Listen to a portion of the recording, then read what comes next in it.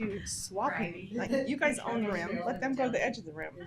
It's you can't do one thing with that little, with those types of pieces of land. Yeah, I'll have to look at where exactly that is. Yeah, but I think there's several properties, not just theirs, just a lot of people that, like, I don't know if we can ever do anything with it or try and do something with it, or. Last second. It depends on if we have a resource management plan. Yeah. Depends on if it was identified for Disposal. Or if we can do But a it sale would- or an exchange. Exactly, but it'd be much more beneficial for both of us, properties like that would, because otherwise, I don't know how you manage that piece or whatever you're doing with it, but I don't know, look at food for thought. It's okay. If you'll want We've been to getting a lot of requests like that. take a look into that. Oh, that you pulled that back. Yeah, I heard why. I think he got a lot of pushback. Hey Deborah, how are you Very doing? misunderstood. You're on mute. I got a couple things that we can do after this. Okay. Man, I gotta ask you about. Yeah. Okay, now you're off mute. All right. I'm doing great. How are you? Perfect. Good. Okay, be just a second. We're just getting started, and then it looks like you should be able to see my screen. On there, you are second on the agenda. Okay, perfect. Thanks for being here. Sorry for the confusion. Oh, it's all good. I'm available, so it Okay. works out. Awesome. Thank you.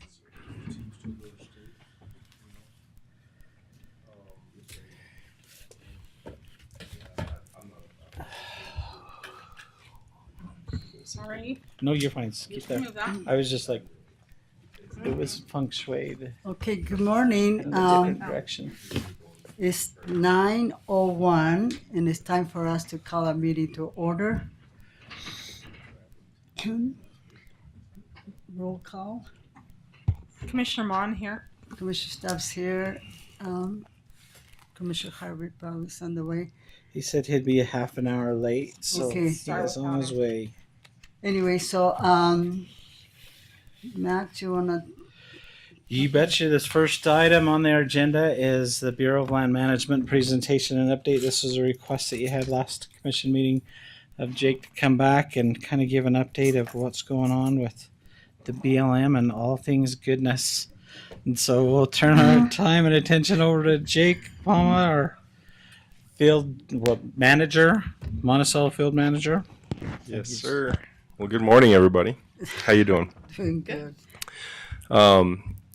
Well, we at the BLM office here in Monticello, we have a regular meeting with some of your staff. Nick comes to those meetings, and TJ and Allison and Mac will come to some of those as well. But I had a conversation with Commissioner Mon, and she was interested in finding different ways that we can better communicate with you, the commissioners. And so here's a first step to meeting with you directly and with the public who can watch this or participate here in the room or however they want to. But if there's other ways that you want to engage with us at the BLM, happy to consider whatever options may be helpful for Are you. buying lunch? Um, Yeah, sure. So I just wanted to just provide a few updates, things that are going on in the BLM, just for awareness for you all. And if you have questions about anything else, if there's things on your mind, happy to have a conversation or get back to you with some answers if I don't have answers today. But wanted to make you aware that for the last couple of years, including this year, we've been doing an internship program here at the BLM office. And these are short-term, hands-on experience internships they've been primarily high school students. And so this year, I think we had 8 interns that have been participating with us, dealing with, wildlife surveys and rangeland health surveys and building fence and helping on trails and going out and doing some patrols on the ground to, check on archaeological sites and other things. And so it's good hands-on experience, and it's actually paid. So we're paying these kids to come and learn what is it that the BLM does. And, Monticello, this area is not the easiest place to recruit people to come live in Monticello. So And that we could need to train new people. that's one of the thoughts is, Yeah.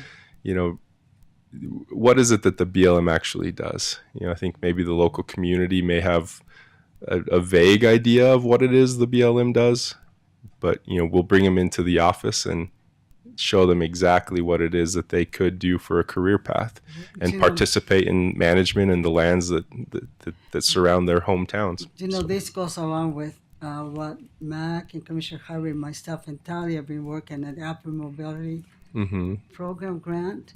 And we started because I don't know if you listened last week's meeting, but Mac was explaining that and looking at the population, we saw there are not many Native Americans who are applying for the job.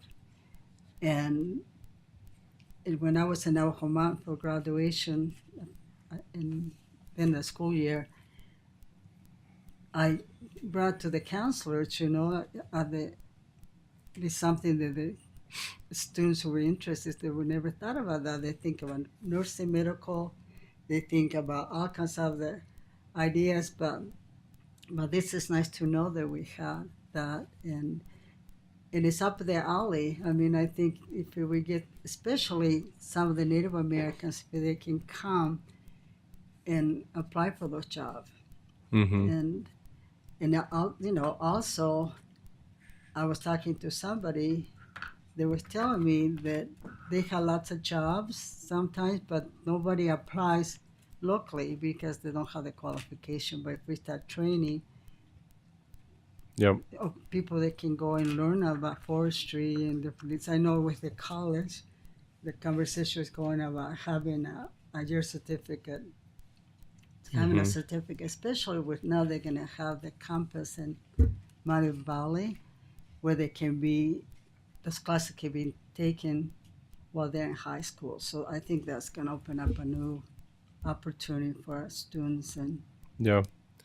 Yeah, I'd love to participate in some of those conversations and maybe some of Yeah. our human resources Yeah. people, because there are kind of yeah, sometimes getting into the federal government's a little bit tricky. There's specific well, like courses that you're supposed to take, and so maybe if yeah. the USU on this in this side of the state knew some of those requirements, we could Yeah. we could tailor some of the curriculum. We can include you with that, and then added to that, working with the Navajo Nation, it complicates things too. You know, it'd be nice if it. I know they do have programs where they pay for the youth to go and do something. They want something more than just collecting garbage, you know, kind Yeah. of thing. They said they can Yeah. learn something. So But for your awareness, we have this program going, and you have no bigger ally than me and the BLM here in Monticello to that's- support programs like this to bring up the next generation. So. that is good. Also, you may see this in the news or other sources, but there's been some changes to the National Environmental Policy Act. I don't have a lot of details yet on what that means, but the whole purpose is to streamline our processes of, you know, different approvals and permitting and other things within federal agencies like the BLM. So the intent is to become more efficient in how we do things. And when I learn more, I'll come back and report. But there's a handful of things that came out just yesterday that I haven't had time to really dive into. So I hope it takes ways that we can take care better of forestry. You know, I was in Star Valley, Wyoming. It's beautiful. Of course, they have lots of the water, so everything is green. But the forestry, I mean, you go and you don't see the trees, you don't see, it's just so clean. It's just like such a beautiful place, and you can tell that it's maintained, so they probably don't have fires like other, like Californians, you know. yeah, And that was sad to see. We were there about a year or so ago, and in the area where there's just the old trees are still standing there, things that have been burned hasn't been cleaned, and it's just kind of yeah. anyway. But And speaking of fires, you may have seen, and you'll probably hear more about this in your next meeting, I think, fire restrictions are in Yeah. place. got that. So I think statewide, including BLM, you know, stage 1 fire restrictions where you can only have a a campfire or an open fire within a designated place for that. So I think you'll learn more about that today. The Navajo Nation also just put a statement on that, and even they had to have permit for ceremonies and different things they use fire in the reservation. Mm-hmm. Yep. And then just a few specific things that are going on that you may be interested in. Working on an application for permit to drill. It's called Lightning Draw up off the Big Indian Road. It's an existing well pad from a while back, but it's for horizontally drill to explore for some helium, actually. So that's in the works and potentially could be signed by us at the BLM. A decision will be signed sometime in the next couple of weeks. You may have, if you're familiar with the Indian Creek area, the Hamburger Rock Campground's a pretty popular destination. We've been working on a project to expand that campground for a while. So sometime in the near future, we're looking to sign a decision on what that could look like at Hamburger Rock. But there could be a new loop with a handful of new campsites that could accommodate RVs and other types of things as well. So I think that'll be a beneficial thing for the Indian Creek area, which, believe it or not, Indian Creek is the highest visitation of anywhere in the Monticello Field Office and Bears Ears National Monument. Over 50% of it is in that Indian Creek area. A lot of it is climbing, rock climbing. And so dealing with some of the camping situations in that area, we're trying to find some solutions on minimizing the impacts of dispersed camping that just kind of spreads to a lot of different areas. And we think that camping, including at Hamburger Rock and in campgrounds like that, could help solve some of those problems.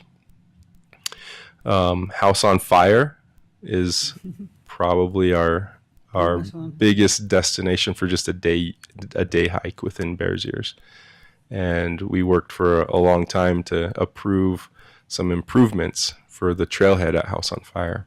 And so if you've been out in that area lately, you probably have seen that's already been gravelled, a new parking area. So there'll be a new trailhead, and there'll be a toilet there, and we'll be able to educate the public a little bit more about how can we respectfully come to places like in and around Bears Ears National Monument, because House on Fire is a place where almost everybody goes to. So you'll see some more action there in that area around House on Fire. Another one that we've worked with the county a little bit in the past, and really we've been partnering with the state of Utah. I think Blanding City was involved a little bit as well, but improvements at the recapture boat ramp on the Blanding side. That's really going good. Yeah, so we're in the final stages of making a decision there of, being able to improve the boat ramp, making some parking areas and bringing a toilet facility there as well. So I think that'll be beneficial. What about on the other side, where you can enter on the other side? Yeah. I mean, it's really, the thing that I see is when you go to recapture on the one side, people launch boats, but there's a lot of swimming there, and it's really difficult to get in and out of there. So a lot of people that just want to swim go to the opposite side, but it's a better place to launch canoes or paddle boards or whatever. So is there anything in the works on the opposite side as well for that particular? Yeah, we don't have any formal plans to do anything. If there's a proposal that the county would be interested in, I mean, we're happy to consider something. Okay. Also been in the national news. We're good at this in this area, making national news on some things, with Bears Ears and other things. But the Velvet Wood uranium mine, I don't know if any of you have questions about, what went on there, but, President Trump has declared a national emergency for energy, and the Secretary of Interior has asked us to use emergency permitting procedures. And Monticello Field Office was the first one in the entire country to use those emergency permitting procedures. And less than 14 days, we're able to go through a process and and authorize the Velvet Wood Mine plan of operations that they had submitted to us. So if you have questions, happy to answer any, but just I'm sure you're aware of it and Yeah, didn't know if you had well, any questions about It it. is good news. I think it's good news because waiting for permits can take a long time. Yep. And working with the 7 counties, we've been waiting. The 7 counties have been waiting almost 10 years for a permit for the railroad, and that one was approved about 3 weeks ago. Mm-hmm. Yep. So And then just another random project that's also important in Indian Creek. It's always about human waste. A lot of people, what do you do with human waste? But we're considering adding another toilet at the North Cottonwood, the turn just past the Dugout Ranch. There's a toilet there that goes out towards Beef Basin, but it's a very busy toilet I think facility. toilet So. and garbage containers. Mm-hmm. I think they would protect that area because people they don't know what to do with the garbage and it gets left out and blows everywhere. So, anyways, this is a kind of a short list of the many things that are going on, and we consider ourselves stewards of the land in partnership with the county, with tribes, with the state, with many other people, and so I look forward to continuing to work with you all. And if there's things that you want to have conversations about and discuss, happy to do that. Well, I was gonna come with somebody and visit with you regarding Pitcher Palmer is an organization that does games and they do funerals, and then they're making movies. They're coming up with their first movie, and they would like to work with BLM about the possibility of getting permit where they can be allowed to film inside that BLM. And Okay. And I don't know if it's something you have, but we'll try to make an appointment, come and talk to you, but it'd be something that we've been talking about doing that. But Okay. they're filming locally. It's a couple. It's a couple and another member. They kind of they bring actors and they help movie production when they come to the area, Mm-hmm. and they feel like that's gonna open up having a possibility to go into BLM land. So anyway, Okay. Yeah. Let's have a we'll make conversation. That'd be good. maybe in a couple of weeks try to contact you, make an appointment with Sure. them. That would be great. Thank you. So how often do you meet with people from our county? Like Um, Allison and those? Is that Scheduled monthly, Nick? once a month. It's monthly. It's I can't even remember. It's the last Wednesday or something of the month, something like that. Whenever it pops up on my calendar.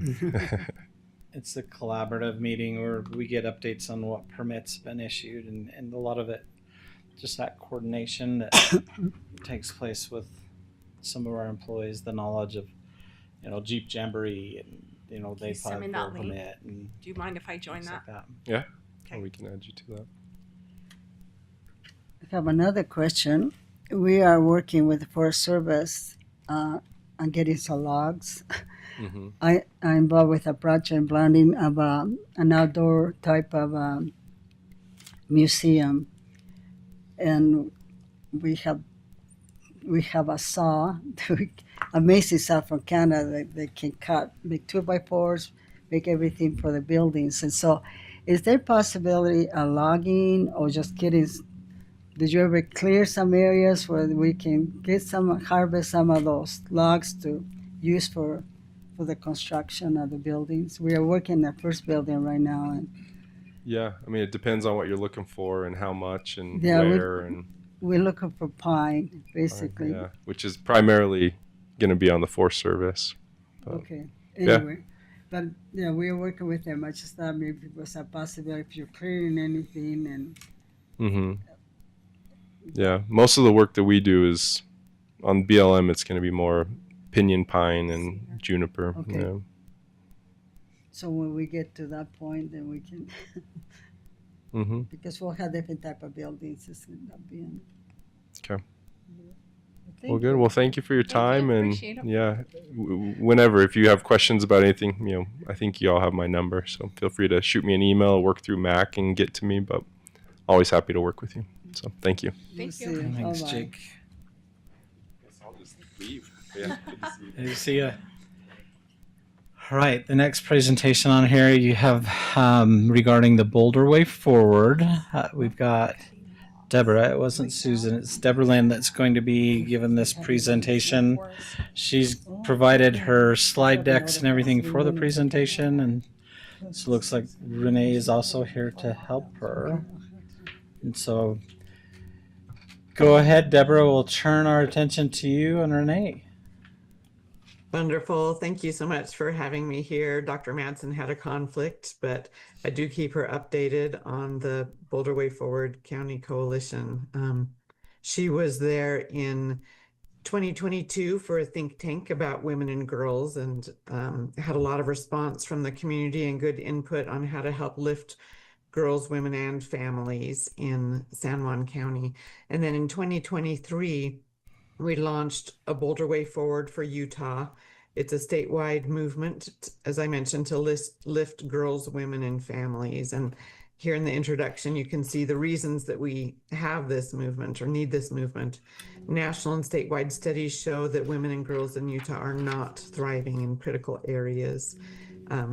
Year after year, Utah, we see, has high levels of domestic violence, sexual assault, child sexual abuse, and gender-based discrimination, while also ranking as the worst state for women's equality. It's actually 10 years straight with Wallet Hub, and having low levels of women's leadership representation in nearly all domains. And when I say that, I always feel like Debbie Downer. My name's Deborah, but that's a mouthful, right? To say all that at once, and it's pretty heavy and serious, but that's why it's important to recognize that we need to do something about it. The needle has moved slightly in the last few years in a few of the areas, but Dr. Madsen is a researcher, and at the rate we're going, it's going to take 3 to 4 decades to see progress. And that's just unacceptable. And so that's why we have this initiative that we're asking all of Utah to embrace, known as a Boulder Way Forward, or BWF. And it's important to note that when we lift Utah girls and women, we lift all Utahns. It's not at the expense of boys and men. And this is bold change. Our goal is to see change by 2030 with a checkpoint in 2026. And we don't just want more outputs. We don't just want to do more. We want to see outcomes. And so Dr. Madsen is a researcher. We have an incredible website with goals and metrics where we're tracking data to really be able to show that we've made change. And our inspiration comes from a book called How Change Happens: Why Some Social Movements Succeed While Others Don't. And it looks at movements like Mothers Against Drunk Drivers, gay marriage, National Rifle Association, anti-smoking, and what made them successful. And so we're modeling our movement after that. And the first chapter is actually called Grassroots is Gold. And that's why we have formed coalitions in each county to be able to address this. And so systems thinking is what we're focusing on to do something differently, to be able to see those outcomes, because we have amazing individuals and organizations who are working in all of the areas that I'm going to talk about in just a minute. But for some reason, it's not moving the needle.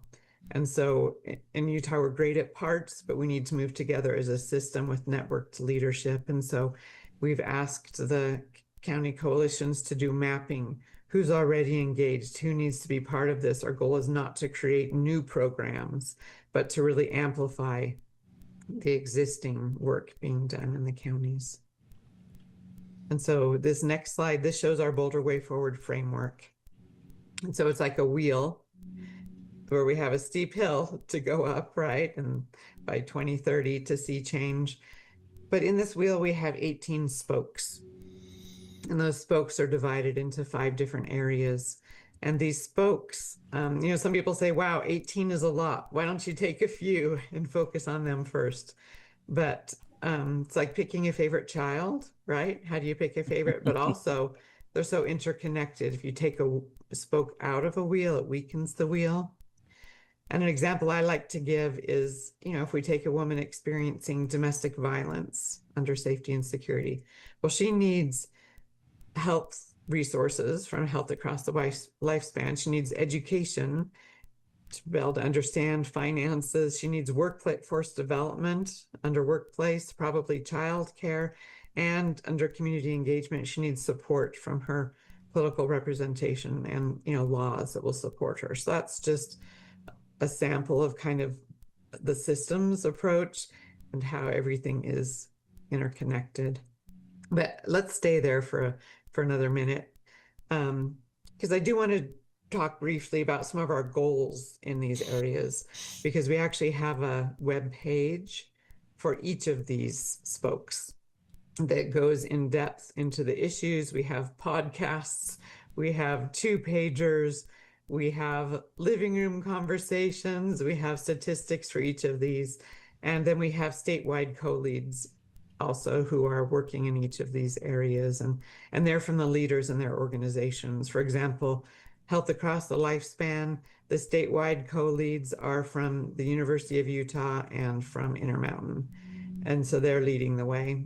And then in each county, including San Juan County, we're asking for representatives to be identified in each of these who can lead the way in your county. So it's grassroots to get together the people in these who know it, the area, who are doing the work, and then we want to amplify the work that they're being done.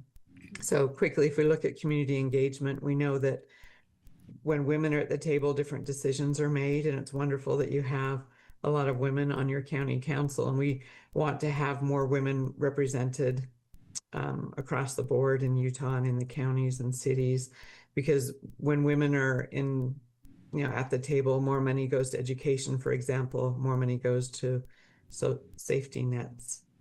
If we look at workplace, we know that childcare and pre-K programs are an issue everywhere. Utah is known as a childcare desert, but we need quality, affordable, and accessible childcare for women who want or need to work, especially in this economy. In entrepreneurship, Utah is known as the startup state, but Utah women aren't really benefiting from that. And so we want more women to know that starting your own business is a great option and that there are fantastic resources to help them do that. Utah has one of the greatest gender pay gaps in the nation. So there's, just asking organizations to do studies to see, well, you don't think you have a pay gap, but, have a study done to see if you're actually paying men and women equally. Organizational strategies and workplace culture encourages companies to have family-friendly policies and workplace and women-specific initiatives to make it easier for men, women, and families in the workplace. And that's just things like remote work or flexible schedules, maternity care, leadership development within the business, which makes me realize I skipped leadership development. We want more girls and women in Utah to know that they are leaders and that they can be leaders in their organizations, their communities, volunteer work, everywhere that they are. STEM fields. STEM is huge in Utah, and there are a lot of opportunities for women, including remote work, to be able to provide for their families. And this is stable and secure and high-paying jobs. And for example, there's a wonderful nonprofit called Tech Jobs, or it's called Tech Moms. And their slogan is that tech jobs are mom jobs. And then workforce development is just very basic, that we want to be sure that all girls and women are prepared to be in the workforce, because even if they stay at home, like I was a household manager for a lot of years, even if we stay at home, chances are we'll be in the workforce at some point. So let's be prepared. Education covers a range, but with finance, we want to help women feel comfortable with finances, to be able to be sure they have a safety net in case an emergency comes along. Ideally have their own retirement savings. Higher education attainment. We want more women to get bachelor's degrees, obviously, but also help them realize that they can get graduate degrees, because this long term will give more opportunities for pay more opportunities for leadership development. And then K-12 initiatives on a basic level want more girls to graduate from high school. But we also find in Utah that we have the largest gap in math scores in 4th and 8th grades in standardized tests. And there are other states and countries that don't have this gap. So we want to help girls be confident in math, because that has long-term impact. They're not going to go into STEM or maybe leadership if they don't just feel comfortable with math. Health and well-being is very broad. Health across the lifespan just has goals like, let's be sure that women are getting their mammograms. Let's be sure that women are getting their annual exams, because in Utah we fall behind the rest of the nation in these, which doesn't make sense. It's like putting the mask on yourself on a flight. You take care of yourself first, and then you can better take care of others. And then home and family has to do with healthy family relationships. Safety and security is some of the most painful, but also the most obvious. Like, these are things that everyone wants to address. Utah has some of the highest rates in the nation for child sexual abuse, domestic violence, and sexual assault. And for child sexual abuse, there's some approved statewide curriculum that we can get into the schools to help prevent child sexual abuse. So our goal is to get that into all the schools. And I know Renee's here and she can speak to that and help with that, but needs support. Domestic violence, we are connected with the Utah Navajo Health System, and they've said that a lot needs to be done with educating just what is domestic violence. A lot of women don't realize that they are even experiencing domestic violence. We know that poverty and homelessness is a problem, especially if you're a woman who's a single mother or an elderly woman in Utah. You're more likely to experience poverty and homelessness. So upstream, if we can help with that workforce development and, even childcare, that will help prevent that. Sexual assault, again, is a huge problem in Utah. We are supporting a national initiative called Start by Believing, where if a woman says that she was assaulted or attacked or abused, we tell her we believe her. And that's very powerful, because we know that most people don't, especially related to child abuse, many don't tell about it until they're in their 40s or 50s, because it's something that they feel is shameful. So we need more conversations about these things. And then again, want to decrease sexual harassment and gender-based discrimination. And then if you look around the edge, this is what we know as the rim. So sexism, identity, culture, and male allyship.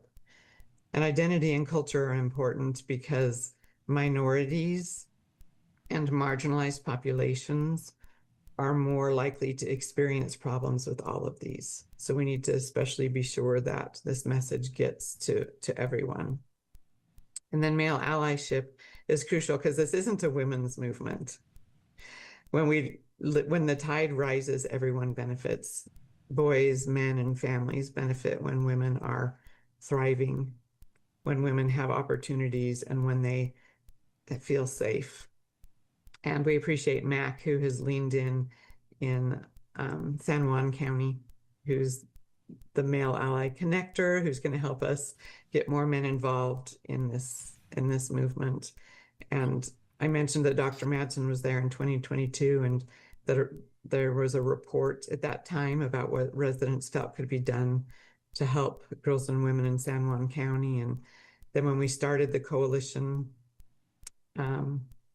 year and a half ago, probably, we've had just wonderful people step forward. We have UNHS, as I mentioned, Renee from the school district, and others from the school district. The Governor's Office of Economic Opportunity is involved, Mayor Hedden, USU Extension, Ashtec. So I'm not naming everyone, but just want to help you know that there's an amazing groundwork in San Juan County that's been laid. So this is like a fire hose. I know I'm going pretty fast. Are there any questions at this point? Okay. No, I was just gonna say, can I just have thank you. The will, thank you. There's a lot there to, lots of food for thought. And I was involved in education. I did create childcare program at the college. I did, I experienced more women going, we have more women graduated out of the campus here than male. Okay. And also, education. I mean, I have mothers that came with the children being single mothers, and they came to school and they got degrees. And as I travel through the reservation, it's nice to see them working in the schools. And so, education, I think, is very, very important. It's what it does elevate the family from when I used to teach the early childhood education is some family on the bottom of the pyramid. And the mom, I always use an example with the students. Okay, the mother in the bottom pyramid is worried about feeding the children. She has $5, she go get a gallon of milk, comes back with a loaf of bread to make peanut butter sandwich. The 4-year-old wants to pour milk, and he spilled the whole bottle of milk. And of course, the mother is in distress, and she starts yelling and start whatever. But when you start become educated, and you can bring more money home, you climb the ladder, and when you talk to the child, you say, "Oh, sweetie, let me help you with that." And so sometimes it depends where in the pyramid the woman is, and so the tools in the bottom, they only had 2 tools: to yell, scream, and cry, or be frustrated. But as they move, they acquire more tools. I had to talk to a child, and they feel better. So I like all this thing. I have been involved with now, first as a representative, John Curtis, and now this time as a senator with child care. And there were 6 women in the group, and one of the recommendations that I felt, because I had created daycares before, that child care is very, very important. And I know him, along with other senators, have bills that hope he can pass to alleviate that. But there are so many amazing things, and I want to, about having worked with child care and early childhood programs. Sometimes we think molester or children that go through sexual abuse happens with an adult. But it have been my experience that it happens from children. Children become abusers. And that's the thing that as a parent, sometimes we don't plan for those things. We always take care of children against adults, but and sometimes it can create like a little epidemic within some group of people. And so anyway, I'm very interested in all this stuff. Is very good. And Yeah. Thank you. I appreciate that, and that it is real, right? And the education is the basis. It touches into everything else. And you're kind of talking about also the hierarchy of needs. That yeah, we just need yeah. basic things provided to be able to lift women and families. And so, yeah, we would love your support, Renee, who's there, to help connect and spread the word in San Juan County, help get other people involved and engaged. And Renee, I don't know if you want to say anything at this point, or. Yes, to bring it. So like she said, Bailey Hedgeling is involved. We have co-leads from all over the county. Oh, good. We have some of Rachel Holiday, Shayna Sag, Tasba Jackson, and then we have Deborah McGee and me are the co-leads. So we've tried to make sure that we have very inclusive and varied leadership in our whole county, because we're so large, as you know.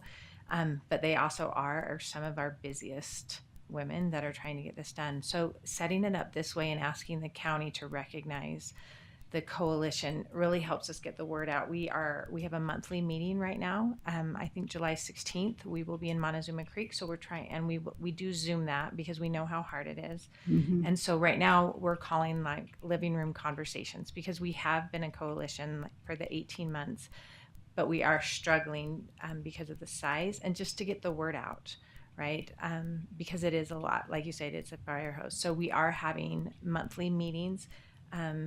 We've tried to make them, the fourth Wednesday of every month, but life keeps coming in. So I think we're at July 16th. We're taking it around the county and just having conversations about what is impacting their lives. How are you surviving? What will help? We have and I don't know if that got in the packet, but the important thing I think with Boulder Way Forward is we call them white papers, as a researcher.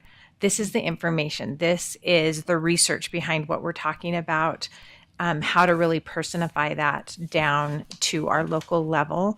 And so we're having Boulder Way Forward come in, like Deborah said, not to replace anything, but to really scaffold the programs we have and bring in research. One of our biggest problems, and I guess that we find, is having that research behind and really getting that number. And so we're hoping Boulder Way Forward can really help us with those numbers, because our other is, of course, funds, right? Like we just struggle to bring in the resources. We struggle to bring in the funds. Everyone has amazing intentions and goodwill to get this done, but they struggle because they have day jobs and sometimes it's just connecting the different agencies. Like we had an event at the college where I invited lots of the heads of departments from the governor's office, and they came.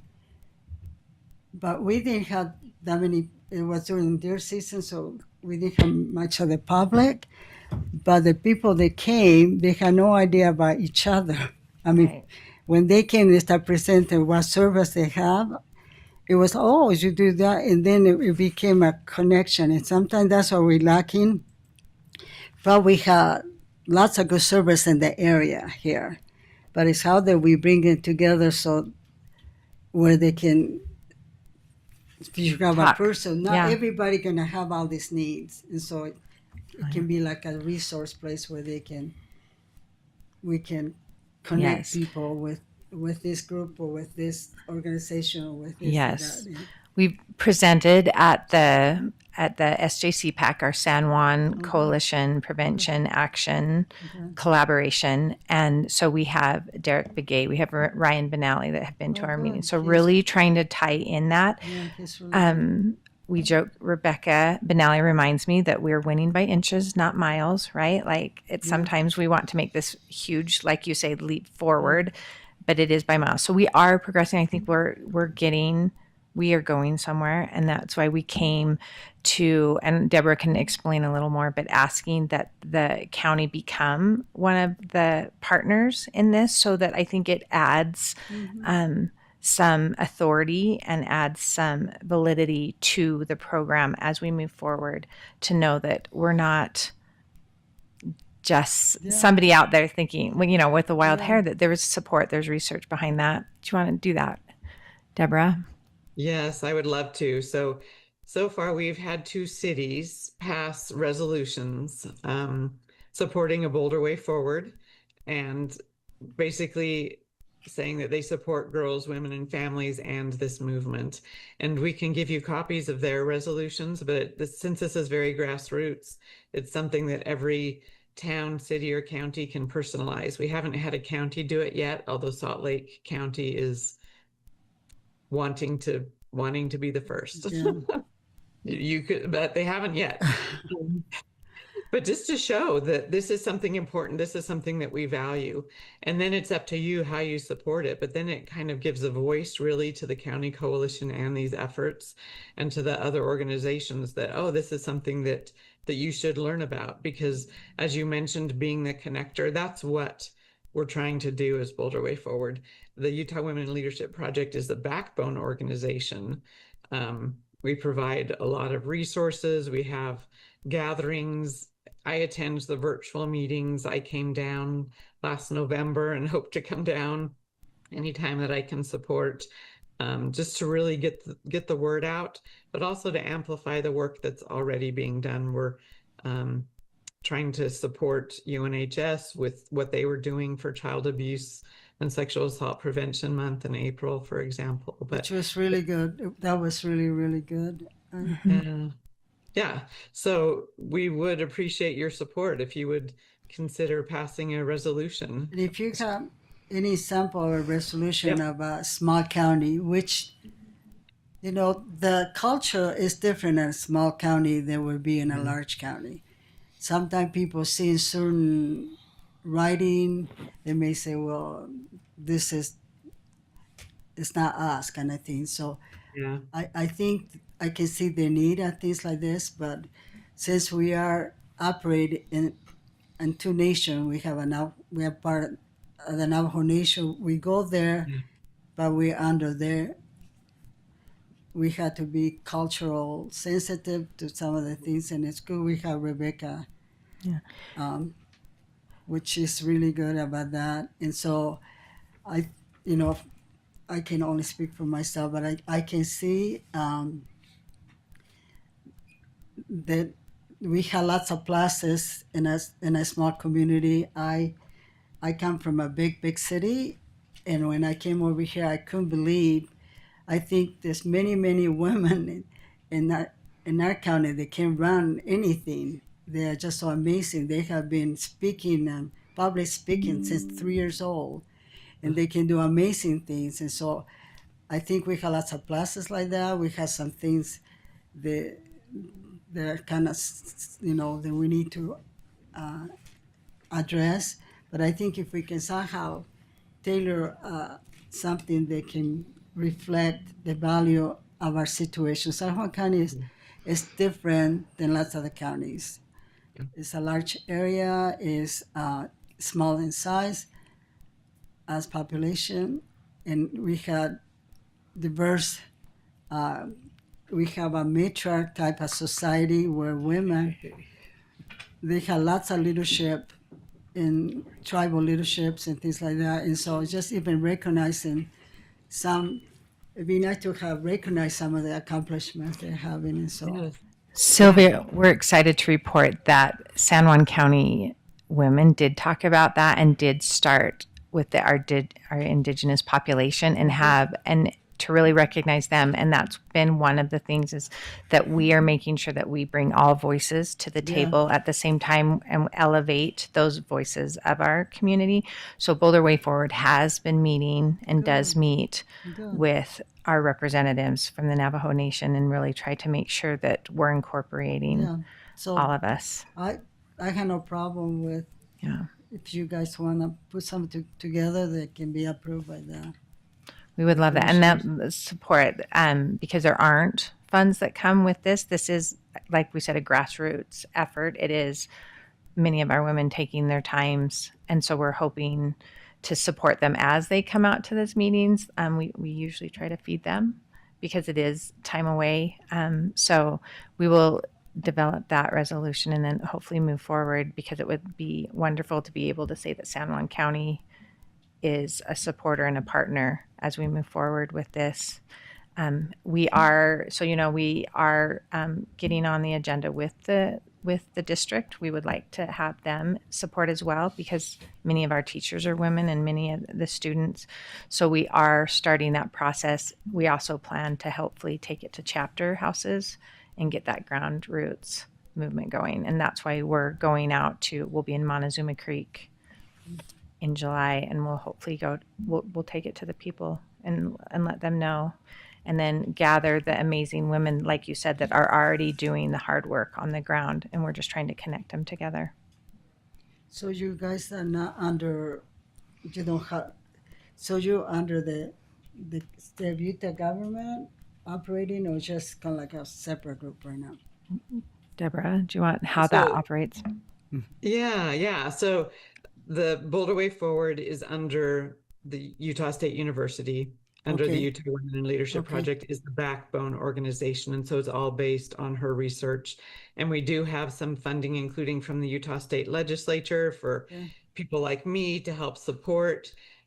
and with 29 counties, we have a little bit of funding that we have given for initial meetings, but as Renee mentioned, I know that even a couple $100 would be appreciated for their gatherings, and then I can work with them on a Boulder Way Forward resolution that might be appropriate for your county to make it We do. personal, and just to show your support would be wonderful. And what we do with the county coalition is they're having sometime monthly, quarterly. So as we get the co-leads, we have meetings with other county leads to understand what they're doing. And then as we get our spokes representatives, they have meetings so that we're seeing as a state what is going on. What are you seeing? We met with Emery County. We've met with Carbon County, because those communities, like you say, often have we have challenges that the Wasatch Front doesn't have. So I think that that's been the amazing ability of Boulder Way Forward to start to tie these women to other areas and really bounce ideas off of each other, to support each other, especially when it feels like the progress is slower, you're not making it. So there are those meetings. So if you're ever, I know you're busy, your name comes up often, especially with our education piece. That you're coming and helping us do the spokesman, because I think the commissioners are the ones that could spread our message even wider than we can get it.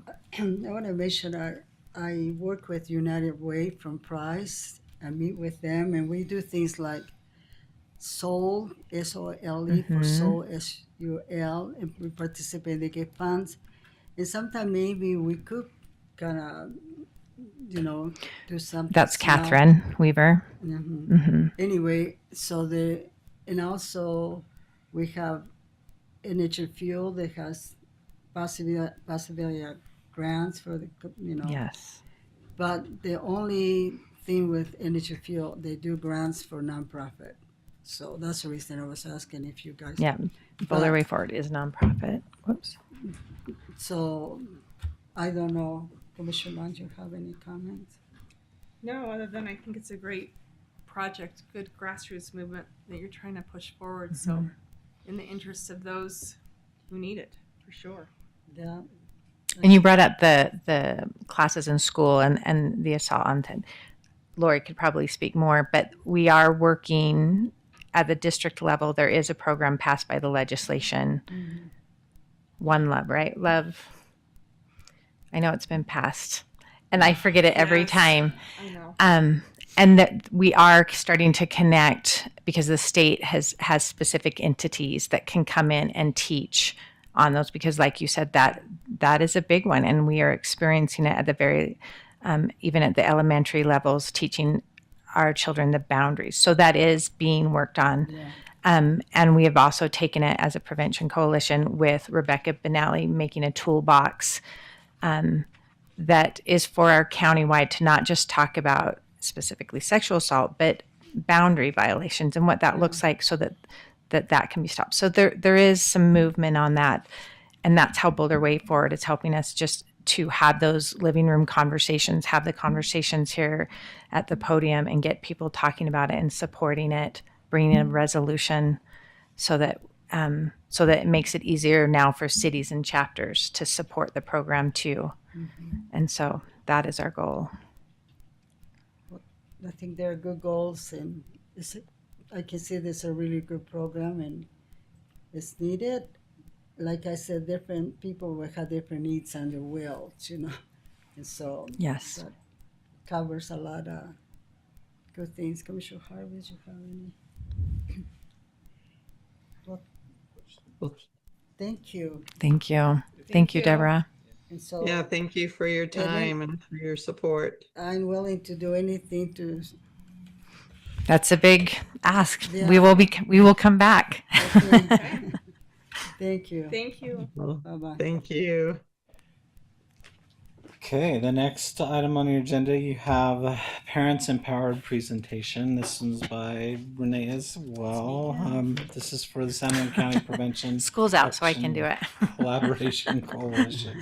SJPAC is what it's known as. So all of you have been there at one time. Our San Juan County pass it, Prevention Action Collaboration Coalition. Lynn Mitchell is our director. And then I come to you as one of the coalition co-leads with Shauna Sharrow. There is a grant being put out that we can put forward to Parents Empowered. And it is a advertisement and a support to get out the word out that we don't want our children drinking. We need our families having conversations. We need them active with their children to be able to talk. Some of the CPP grants that you've seen is our library windows. That is a CPP grant. We want to write again for it and want your support. Areas that we thought would be great, especially Parents Empowered. You can go to their website, but they are specifically around preventing alcohol abuse and alcohol underage drinking. But one of the things we also support that go hand in hand with risk behaviors is just the family support. So it doesn't have to be targeted, say no to drugs or don't drink, because sometimes that is fear mongering and it doesn't work on our children, right? They don't understand those long-term effects. So one of the things that Parents Empowered can do is make sure that our kids are talking with their parents. Where are you? What are you going to be doing? Who are you going with? When are you going to be back? So the 5 W's. And so the program would be to really push our family togetherness. I think Monticello and San Juan County is a great family county. We have lots of our sports going on. We follow our kids around. We have the 24th of July and the 4th of July. We have amazing celebrations. And we have the fair. And in writing for the grant and talking with Lynn and the program, we would like to be able to have that messaging around, which also scaffolds suicide prevention, right? And we know that our county is in dire need right now. And so one of the things that we would like to do is hopefully have these presentations and this artwork. Did you scroll through the artwork? These are just examples. They can be catered and to our culture and to our community, have specific messaging, if not specific to say no to drugs or say no to alcohol, but more of that, have you talked to your kids today?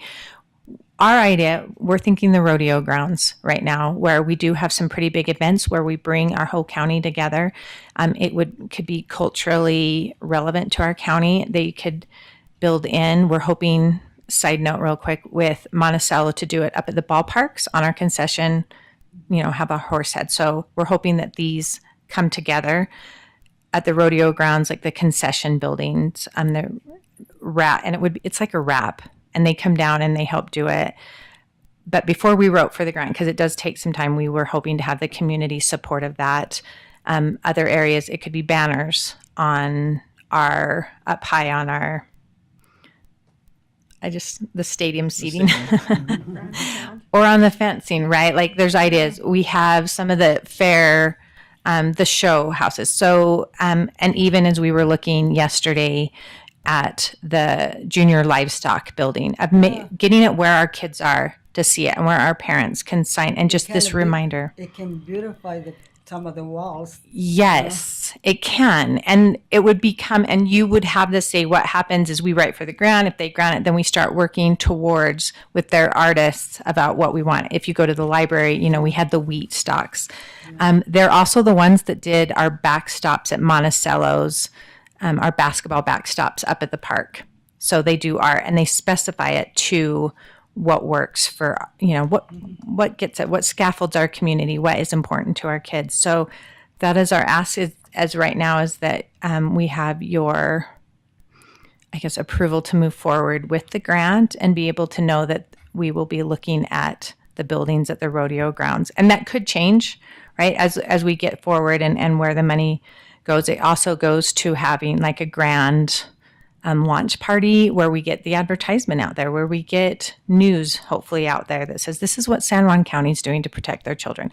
This is what they're scaffolding, because we know it happens. We just heard about Boulder Way Forward. We know, what the schools are doing to really connect all these pieces. And this does come through our upstream prevention through SJCPAC to really try to tie these communities together and help support our families at the basic level of giving them a little information. What you guys are doing so good with the inserts in the newspaper, the color, the designs are so beautiful. Dinner time, talking about things. It's Yes. just that one page, you open the newspaper and falls on your feet. And so you Oh, have to good. pick it I'm up glad and that get you to brought look that at up. it, We you know? worked really hard wondering who sees it and how they're seeing it. Our next goal I is just to get them in the love those, and schools, they're so well right? done. Another thing that you guys have done at the swimming pool, we have the windows. Yes, that and was they're them. decorated with beautiful things that you know those doesn't have to be talking about discouragement, things like that. It talks about good things in the videos and you put in the theater. Those are parents empowered. And I think the good news, we are seeing these work. We think that they're just such a small thing. We don't have the 2025 sharps out yet, but we did see a drop from 2019 to 23. 21, of course, was COVID year, so we didn't have numbers. So we use 2019 as our base numbers, but we have seen a drop.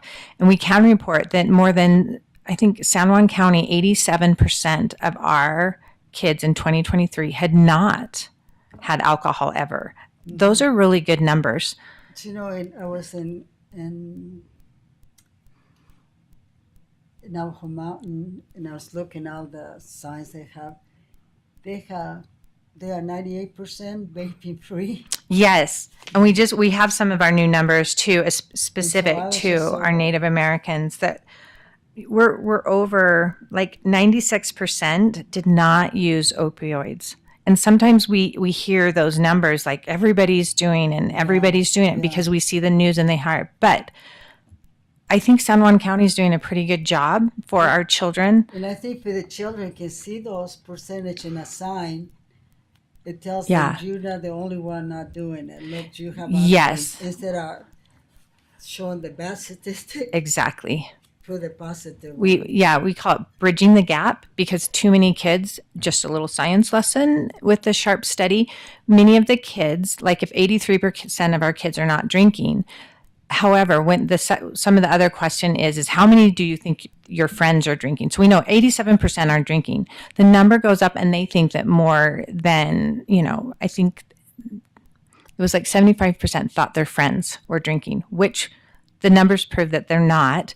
So what our goal is with the CPP grant is like you said, to show them that they're not drinking, that when you are at a down moment, when you're had a fight with your parents, that we're not going to go out and seek risky behavior because your friends aren't. There's better positive ways to go about it. So we are switching to the more positive messaging, which I think has made a difference in our community, to say, this is what your friends are doing. Go talk to your parents. If you can't talk to your parents, here's where, a group you can talk to. Monticello City, we have really tried to make sure that our rec program is up and going so that they have mentors and their coaches, and we create lifelong connections with other community members, because like you said, with our women, they can't do it alone. We can't. Yeah. We're not siloed in this. And so the more community support we have we call it the systems, Deborah referred to that, the more support we have at each level just strengthens our families and strengthens our kids to know. The thing is, trying to think the name of the governor, Levin. Cox. No, Right now, long time ago. Levin, yeah. I guess he was a rancher, and he talks about when you're a rancher, you find a calf that's not brand, and they belong to somebody. You have the brand for that person, you brand. And so he would give an example with children.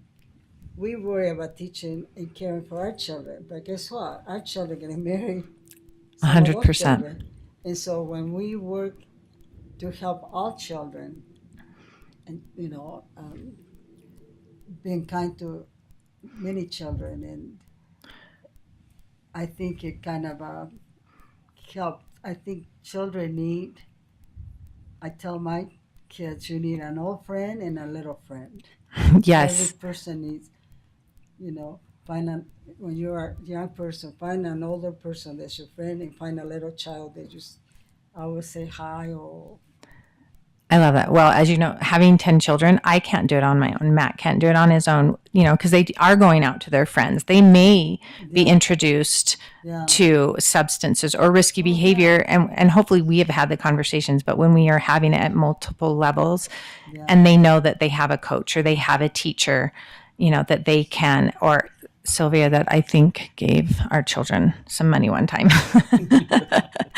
to help because they came in looking for their dad. That is community to us. And so that is what SJC PAC is helping to do. We hope is to get that messaging out and to really beautify our community and put the image into our children's and our teenagers that they're not alone, right? Like we have good kids. They are doing the right things. And occasionally life gets tough and it's hard, and we want you to be able to know where you can turn to and not to our risky behavior. And sometimes, sometimes it comes to a time when your children start turning from going, their eyes adoring you to moms you don't know much, or you don't do it like so and so, or whatever, But the other adults can help. When you have somebody else to be kind, Absolutely. it can make a difference. And I don't know if you're aware, but we did lose a son to suicide. And it's really hard because people, they give us hug. We thought if they would have just if we can give, we probably don't have, some people don't feel like going hugging everybody, but just being kind. Mm-hmm. And sometimes just visit with a child or a teenager or whatever. And I make fool of myself. I know a lady talking to teenagers sometimes because I don't know if they're having a bad day. I don't know if me saying something make a difference. And I had to tell a story about one time in a women's organization church, somebody make the biggest caramel apple, beautiful, green big apples. And I was going down the hall thinking, if I took it home, who am I going to give it to? And I come around the corner, and there comes this little, almost red-haired little boy. And I give it to him.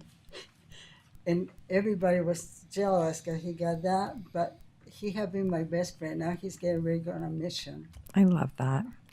And so, and through the year, we just kept talking. And I think that's what we need. We need more because lots of children, because the way the school system is in America, you are buddies in the school. You are not classmates. You are buddies. And so if you don't fit in this group, then you feel left out. Where in other countries, you're classmates. You are not part of a social group. So you don't have sleeping over. I mean, you don't have those kind of things. And so sometimes that is, you feel left out and you feel lonely, and then you start thinking something wrong with you. And so we need as each individual need to figure out a way to how that we can say a hello to somebody, just one person. Yeah, we know through the schools, through the county, connection is our number one. It saves money. And another fact that at SJC PAC is for every dollar we spend on upstream prevention, we save between $3 and $20. Now that sometimes feel like, oh, that's money, but that is connection because it does, like you say, it does sometimes take money. Yeah. Our advertisement to say you're not alone, or with the rec, making sure that we have enough coaches that are connecting and are good, and our schools having enough support. But that does, like you said, needs to expand to the community and make sure that they know, it does take a village to raise a kid. So we're hoping that with your support, we'll move forward and ask and write the grant. Yeah. It, as you know, it does take time and effort. And so we wanted to be able to know that we had your support before we put effort. We do think it will beautify our community and creates connection for our kids. We are working hard to make it even have a QR code on it that ties it back to our county prevention, San Juan counseling, the SJC PAC. Our Live On campaigns do that and stuff. And we are working on getting Live On signs up in our county. So it's multi-pronged and multi-scaffolded to really create connection for our kids and our families. Well, you do good. You do a really good job with your Shauna and Thank you. We're all of the trying. whole team. They do Yeah, lots of we good couldn't do it things, without and, them. One of the thoughts with this is we had been traveling to a baseball game. I think we were heading down the canyon to Salina into Richfield, and we had noticed, as we were driving down the road, there was a diesel in front of us pulling a tractor trailer behind it, and on that tractor trailer was a magnet, and it was a suicide prevention, and it was a private company. But that kind of spurred the thought is, having magnets on our county vehicles, our county trucks. That I like that. I don't have to come prevention, back and ask for that. If get the support. Thank you for bringing that up. That is one of our, is to not only get the signs, but maybe to have, because our county trucks are all over, and have that signage out there, and just that small reminder that someone is thinking about you. There is connection, like you said, with suicide, talking with one person, making sure our kids don't take that first drink because they just had a fight with their friend. Can they see it out there? Yes. And that's what they're feeling, especially our teenagers. There's a new study out, and they call it the grind. They're feeling it, and often because the pressure is so much, they're not knowing where to reach out, and they're letting that get to them. So building resilience in them. So that is a hope. That would be another campaign that we're working on. But it would be hopefully to get the magnets, so it's not permanent, but the magnets on like the county trucks. We have a lot of the big dump trucks or something that, and that's what most of us do anyway. We're in our cars, right? We're traveling. And so being able, construction, you get to read lots of. yes. And and our kids, and how many of us have said, get off your iPad, get off your phone, look at the scenery. How many of us played traveling as younger kids, the ABC game, or, and maybe that helps us start talking with our kids again. And like, what sign did that say? Have you felt that pressure? So. And one of the signs they use the trackers are how am I doing? Mm-hmm. Wouldn't it be nice if our kids I like like that. in that door, how am I doing? Or a t-shirt, they say how am I doing, so that people can. I love that, Sylvia. I think you have just hired yourself. Some truck driver, they almost drive you out of the road, and you want to call that number.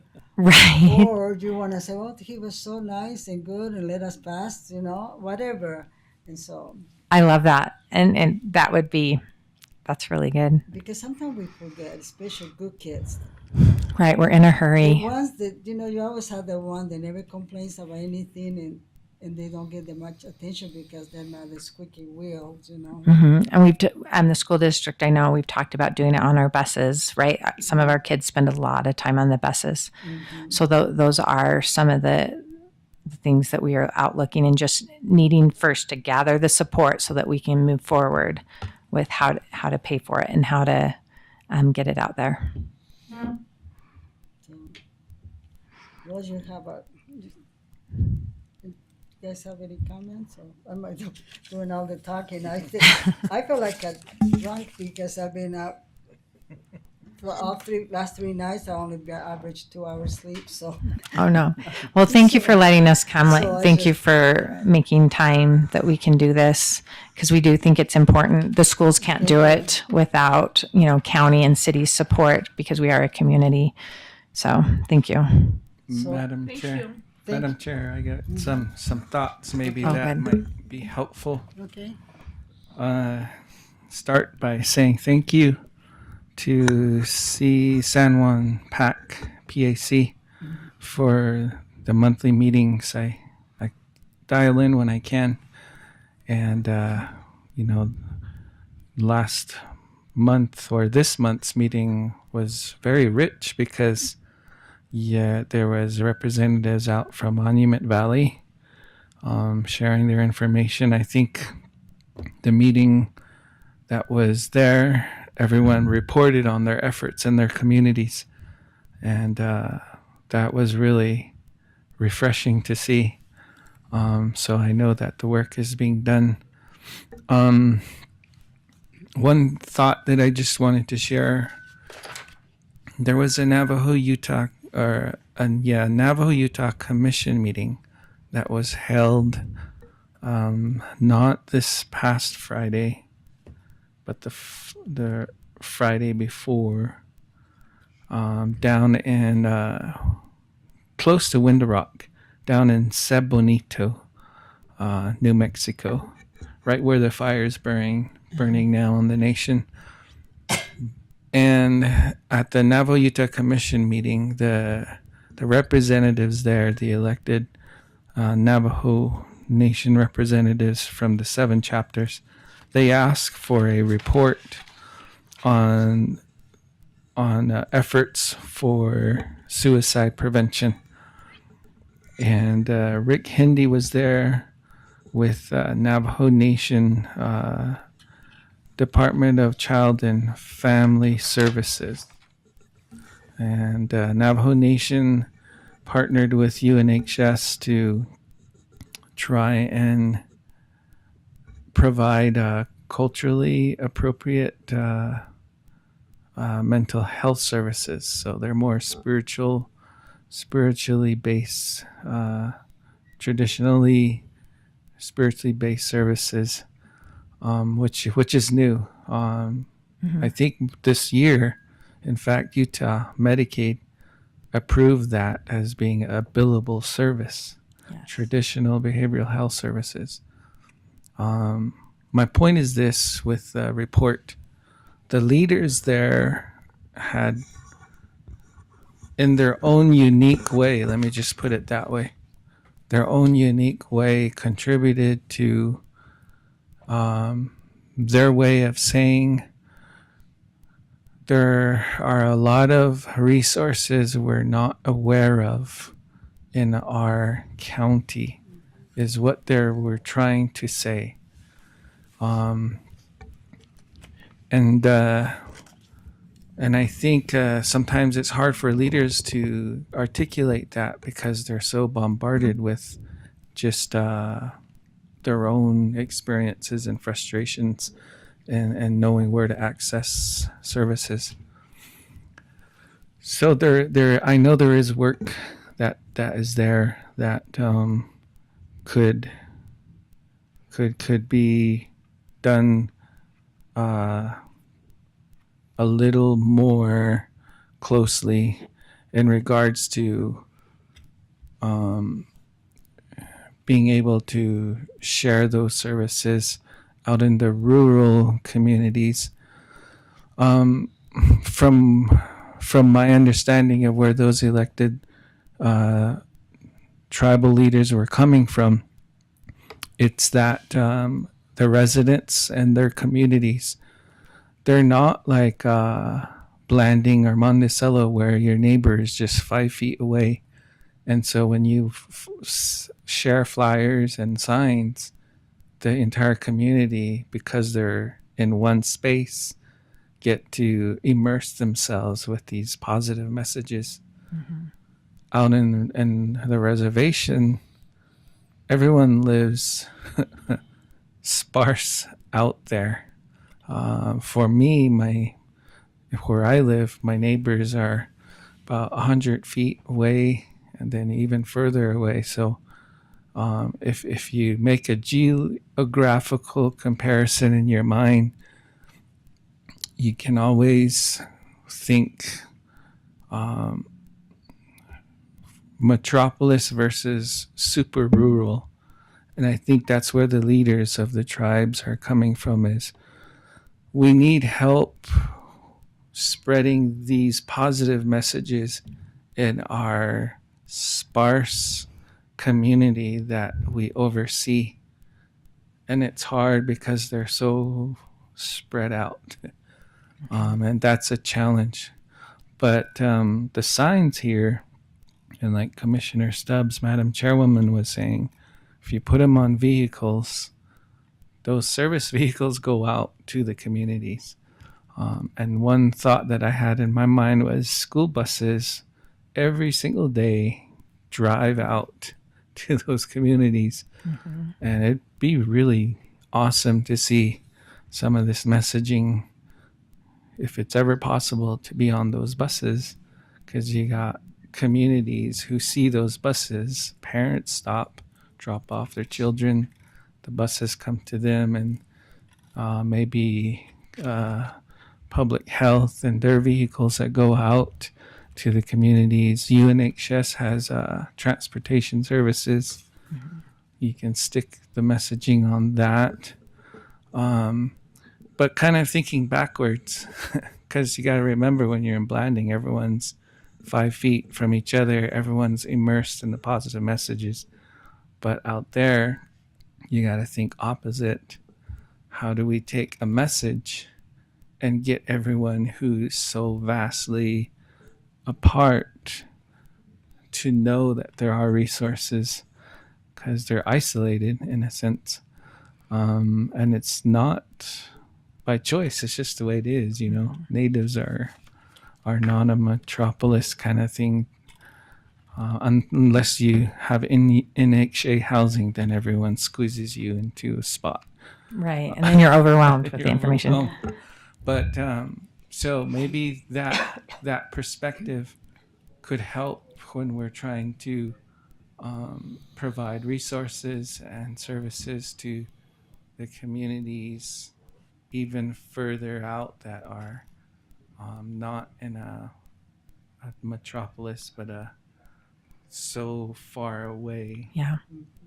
I love that idea. And I think we will take that and include that in the grant, because that will spread our message so much further as a county. And I think Navajo Utah Commission would love to hear the efforts that you're sharing with us here, because they're the leaders that are out there kind of running their own community in the best way they can. Chapter meetings, usually a crowd of 20 people, but they're always the active community members that want change. Right. And so if you can provide messaging there, I know the chapter leaders would welcome this, because they want something that the public can come to, that's available to them. And so that's just some perspectives that might help. And I don't want it to be a negative perspective, but more of there's a geographical difference in messaging. And when you're out there, a rural leader, and your community is so sparse, it's really, the challenge is getting that messaging out there. Because I was taken back when we were talking about our San Juan Counseling Behavioral Health Services and the different state resources that we work with. And the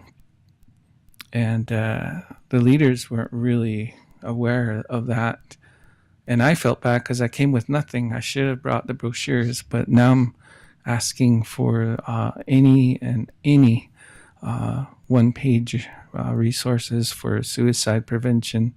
988. A lot of leaders don't know that. It's right. Free. You can do it at home. Just, talk to someone, kind of a thing. And so I know that Tammy and Alin are working on getting those packets. So when I'm making my rounds out there, I can share them. But on a positive note, you were talking about Native American populations, and just for Shauna, just curious about whether or not she is the Native American Broken Tribe spokeswoman now. If you can ask her for that. The work group? For the work group, I think she's calling herself Native or Shauna Shero, or Native American Broken Tribe. Just I'm wondering if that's who she's known as now. So maybe she can explain that. Yeah, I will ask. Thank you for your thoughts. Those are all really good thoughts and things that we think about. As you've seen with the SJC PAC, we have taken it from a top down and really tried to spread out the help and taking it to the work groups. And like you say, taking it to the communities and not necessarily putting in we are struggling. They are struggling with employees. I am a volunteer. I do that because I love it and believe in the program. But like working with Bernice at Aneth and working with the groups that are already there. You heard Tisha, Monument Valley. She is a prevention specialist. She's amazing, and has really gotten in with her community to see what their needs are. And we did the work groups differently because we know that, as you said, from Monticello down to Monument Valley or Navajo, our needs are different. And so we really started doing the grassroots effort and starting with what they need and with the people that are already working there. So I'll ask Shauna about that.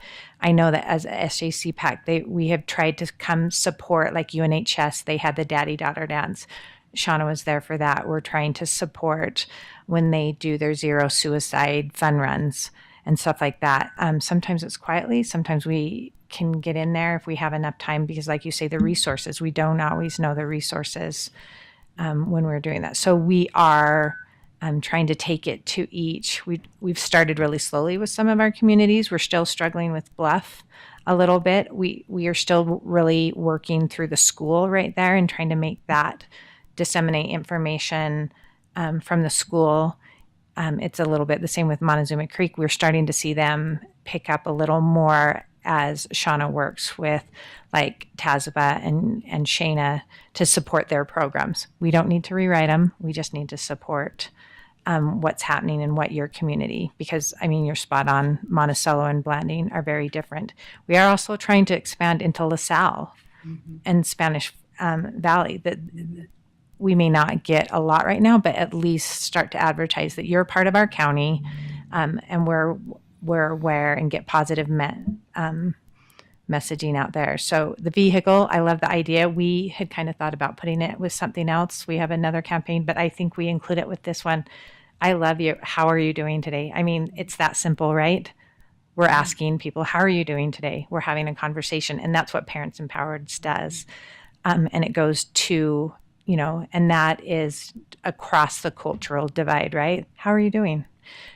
To answer another question that you mentioned, Jamie, about we do have our traditional counselors through Medicaid are in our schools. We do work really hard to make sure that parents understand that that is available to them. It is still a bit of a struggle in some schools, as we help our families understand that this is something that they may want or need, but they are there. And like we said, sometimes by centimeters. I know this next year we'll really have Tanya and Leroy do some parents classes at one of our family nights. So those are that's from the school end, as we try to scaffold all these different groups and bring the information to you. Because like you said, and in the moment we may forget that we have it. We may know about it and then we forget as we try to connect with these families. So I've really appreciated the huge showing that we've had people come out and say, oh, our county matters and this is important to us. And our kids they don't belong just to one person. They belong to all of us. They are our future leaders. So we need to support them. So I appreciate your thoughts, and we will hopefully, my email, keep sending them to Shauna, to Lynn, because we do enjoy this work and do it not because we're paid well, but because we're passionate about it and making sure that it happens just as you do at this level. Well, thank you. Thank For you. your presentation. And Thank you very much. I'll bring breakfast next time. Can I ask a question? Yes. Did the school have phone numbers? The children, I mean, lots of them have phones. Did the school keep a list of the children's phone number or not? We do not. Okay. What we do is if a child, and this is the hard part because we want the 988 is upstream prevention. I would love to see more of Safe UT. 988 supports Safe UT. That's an app. Yeah. So if we have a student in crisis, we will try to get parents' permission and say, we're going to put this app on their phone. Yeah. I was just thinking about if they can get a positive message, in the morning time, and because they always have the Yeah, phone. the state frowns on that kind of connection right now, Yeah. right? Like there is opt-in stuff like that, and I think that really is what the school district supports right now is our Safe UT, our Live On messaging, because we do have Live On messaging in our schools. Schools do, so have they call it different things, but they do have like our prevention week, or we have San Juan High has Monday. What is it called? Monday mentoring, where they take their 9th grade class and they're teaching a lot of these life lessons, social skills. But we really, sometimes we are, because that's a FERPA violation if we were to designate, as you know. Yeah. But we really are trying to get the messaging. I invite you to, Blanding Elementary has a resource night where we'll do it with CCNR. So we partner and bring in all of our agencies and as many resources as we can to our communities. I bring it to Bluff for a back to school night. We bring it to the people. This year we're adding White Mesa. Hopefully we'll have a back to school dinner, and we bring the resources to the families so that we're meeting the families in their environment and that we build trust. I think that's what UNHS has done with their traditional based counseling, is trying to build that trust with some of our government entities, that there's not a trust there. And so we're rebuilding that and introducing them to, here are our resources. If your child is in crisis again, I'm going to introduce it, and hopefully that there's a trust level They're there. so much into the social media where they're getting the negative thoughts. They give them, We do have a Live On, a positive messaging, and And I think that sometimes I get stressed out just by some of the comments I get from people. Sometimes you get, so I imagine a younger person just being said things to them. And I just want to make one comment. Well, I was in Washington, D.C. My daughter and 2 granddaughters joined us. And I have one little granddaughter that lives in my community, goes to church, but she got up. It was testimony meeting for our church in Washington, D.C. And she spoke things that she probably could never speak. And, in the word. And we left quickly right after that because I had meetings and they were going to do other things. And so, but there was a member, one of the commissioners there used to be a stake president in the Washington County, and he bore testimony. And so when I was in a meeting, anyway, so when we returned home from from eating dinner, one time he was there at the curb where we park, and he said, I was trying to look for you after your testimony and give her a compliment, because after you get up and pour your heart and you wonder what people, nobody had a chance to say anything to her because we left, but he took the time to talk to her, and I think, it meant so much to her. And I think that sometimes when it's one of the things to live in a close community, sometimes that we feel like we're in a fishbowl. I have neighbors that know everything I do and everything. Oh, she did this. I thought they were watching me move. I feel like you're in a fishbowl. And so to give room to people to be able to express things without touching them. Anyway, but so sometimes as adults we can fill that gap to. We do it.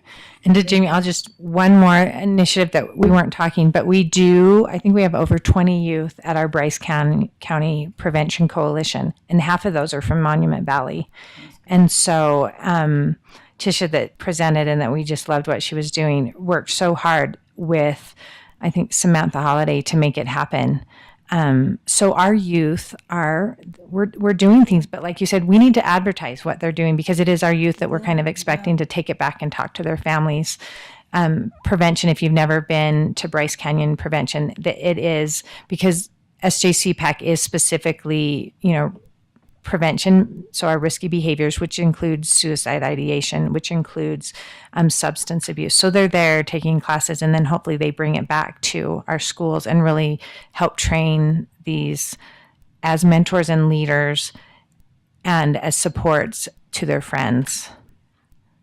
So like you said, these things are being happened. We just need to be able to share it and make Yeah, sure to that share, they everyone, know, and that will be talked about more in Yeah. the July meeting. But I appreciate your time. Well, thank you so much, and Thanks. we'll see you. Yes, we will. Bye bye. All right. Well, thank you. That was all. This we gave a had. chance to come and see Mac. Yeah, I know. She's Since you a- never see him. She's the cutest presenter we've had my whole career here. Well, now he has to pick cherries when he gets them, so don't keep him too long. We'll see. Bye bye. See you later. That was all that we had on your agenda today for the work session. So we have a couple minutes before we go into commission meeting. All we need is just a motion to adjourn. Okay. A motion to adjourn the work All in session. favor, say aye. Aye. So we are.